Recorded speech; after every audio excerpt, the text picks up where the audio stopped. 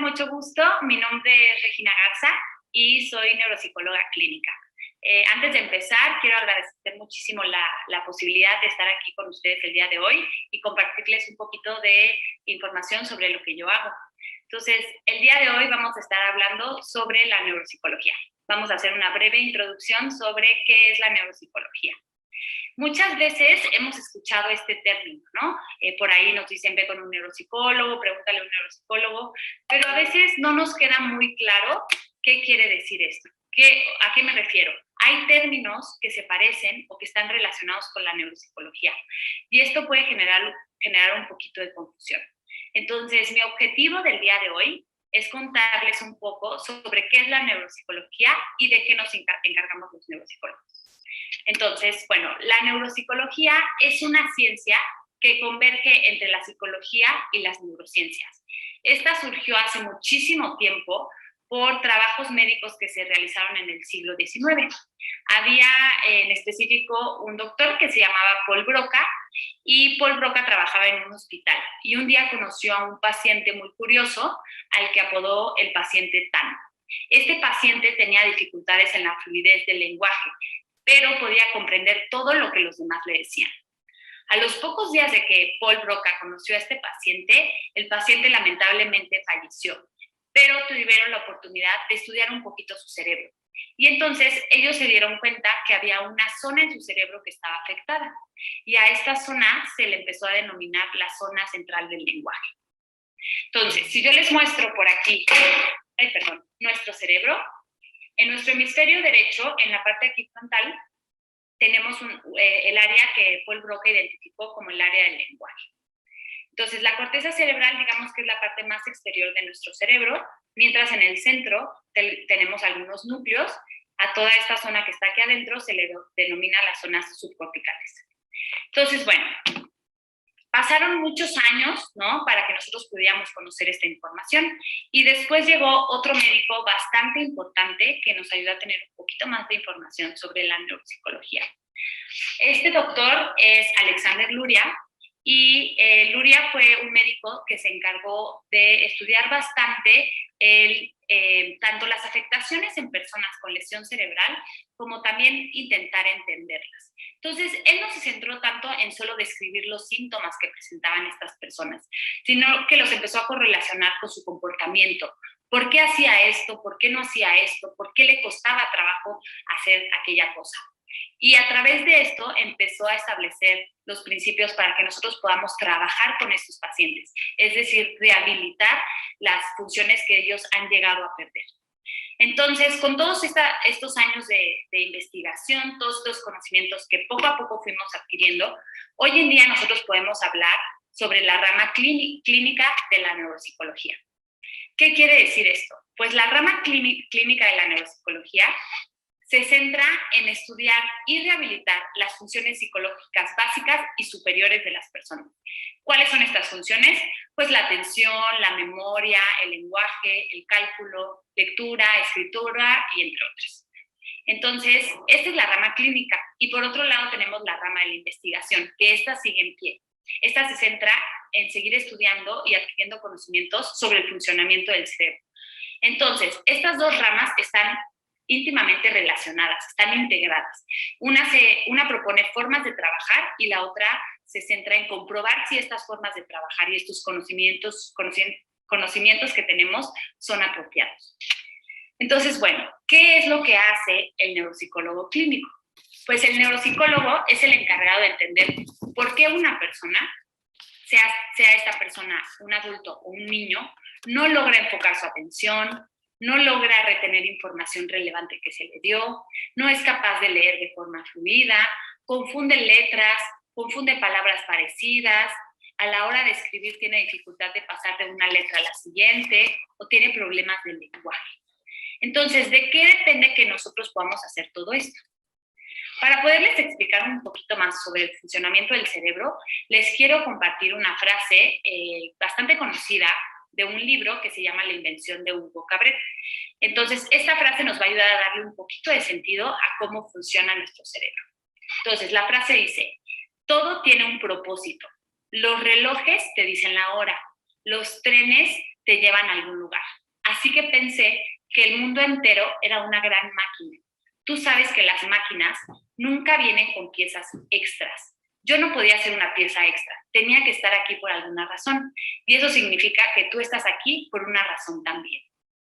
Bueno, pues esta frase nos habla justamente sobre lo que nosotros vemos en el cerebro.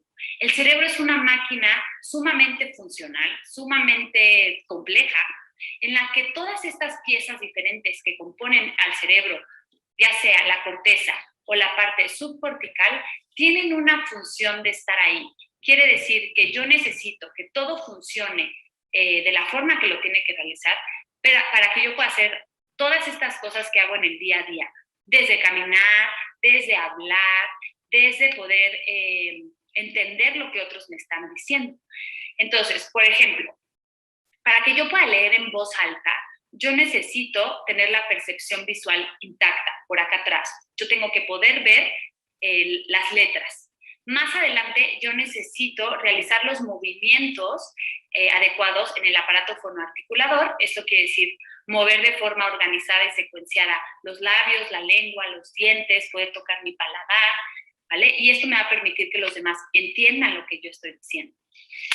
También tengo que darle un significado a cada una de las palabras que estoy leyendo para poder comprender lo que me está comunicando este texto.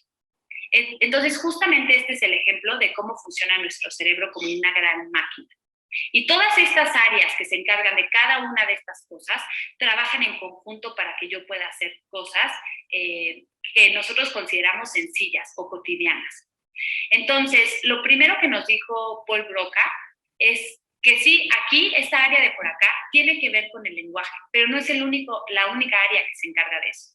Esta área tiene que trabajar con la de acá, con la de acá, con la de acá, para que yo pueda desempeñarme en la vida diaria.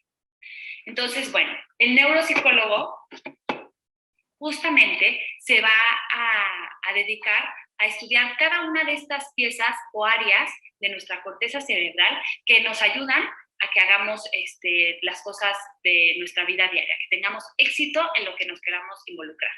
Entonces, si alguna de estas áreas no está haciendo bien su chamba, no está trabajando bien, va a afectar obviamente en muchísimas actividades.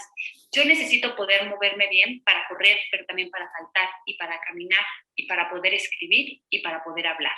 Entonces, yo voy a identificar cuál área no está trabajando bien y esto lo voy a lograr a través de una evaluación. Justamente la evaluación es aplicar diferentes tareas, protocolos y pruebas para comprobar cómo está cada una de estas áreas. Ya que nosotros sabemos qué área es la que no está trabajando o áreas, porque es probable que sea más de una, yo puedo hacer un plan de trabajo o un programa de intervención. En este programa voy a establecer objetivos, vamos a trabajar a través de actividades específicas para conseguir cumplirlos. Algo muy importante que tenemos que tener presente es que los programas de intervención tienen que ser flexibles e individualizados. Esto quiere decir que si a mi paciente no le está funcionando lo que yo propuse, en cualquier momento yo lo puedo cambiar. ¿Y por qué individualizado? Porque el programa de intervención que yo diseñe tiene que ser único para cada una de las personas. ¿Por qué? Porque cada máquina, cada persona es única, cada uno de nosotros es diferente. Entonces, bueno, ahora, ¿cuál es la diferencia entre trabajar con niños y trabajar con adultos? Bueno, cuando nosotros trabajamos con niños, estamos hablando de procesos de aprendizaje y desarrollo que todavía se están formando. Es decir, que su máquina apenas está aprendiendo a funcionar bien. Entonces, nosotros acompañamos a esta máquina en su proceso y le vamos a ir enseñando cómo hacer las cosas. Por eso, cuando trabajamos con niños, nosotros le llamamos corrección. Esto quiere decir que voy a corregir el camino que está tomando y guiarlo de forma orientada. Por otro lado, en los adultos estamos hablando de algo completamente diferente. Estamos hablando de que probablemente esta persona tuvo una lesión cerebral, la cual puede ser causada por muchísimas razones, y tengo que volver a formar algo que él ya tenía y que perdió. Entonces, la evaluación tiene que ser muy, muy minuciosa para entender muy bien qué es lo que afectó a la actividad de esta persona y que yo lo pueda formar. ¿vale? Voy a volver a formarlo. Por esto se le llama rehabilitación. Esta es como la principal diferencia entre trabajar con niños y con adultos. Obviamente que hay muchísimos factores psicológicos, de desarrollo y personales que van a interferir en el trabajo individualizado, pero de esta forma podemos diferenciar un poquito entre lo que se hace con un niño y con un adulto. Entonces, bueno, espero que esta información les haya sido muy valiosa para que ustedes puedan entender un poquito más sobre qué es la neuropsicología y puedan diferenciarlo de otras ramas de estudio. La neuropsicología, a pesar de ser una rama muy amplia y muy establecida, depende también del trabajo multidisciplinar. Yo tengo que trabajar con otros profesionales para lograr mis objetivos. Por ejemplo, si estoy trabajando ya sea con un niño o con un adulto con lesión cerebral, probablemente tenga que trabajar de la mano de un neurólogo para conocer qué es lo que está pasando por ahí desde el área médica, o con el neurocirujano, si es que requirió algún tipo de intervención médica. En el caso de niños con problemas de desarrollo, probablemente tenga que trabajar con una terapeuta del lenguaje o con una fisioterapeuta, ¿vale? Y en el caso de problemas relacionados con adicción, con problemas de alimentación o problemas ya neuroquímicos, voy a trabajar con un neuropsiquiatra.